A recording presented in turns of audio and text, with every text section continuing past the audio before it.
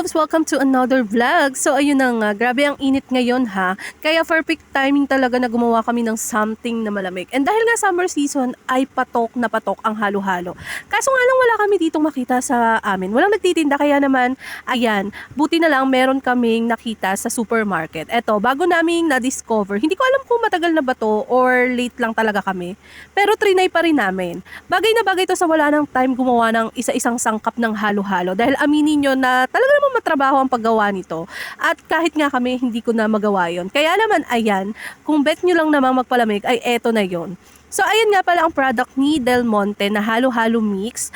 Bali, ayan, sa likod, may kasama na siyang instruction kung paano nyo gagawin at kung ilan yung mga ilalagay nyong milk and ice. So, ayan, bali, need nyo na nga lang dito ay milk and ice. So, ayan nga, nag-crush lang kami ng ice dito and after nyan, binuhos na nga namin ang laman ng pouch dito. And ayun nga pala, ayan yung mga laman niya. So, okay na rin for the price niya na 99 pesos. Meron ka ng instant na halo-halo. Meron na siyang banana, kaong, natalangka, and beans. O diba, instant halo-halo na talaga at pampalamig na talaga sa mainit na panahon. So, ayun lang, kung gusto niyo siyang itry, meron siya sa mga supermarket, hanapin niyo na lang. So, ayun lang for today's video, mga loves. Bye! Kain tayo!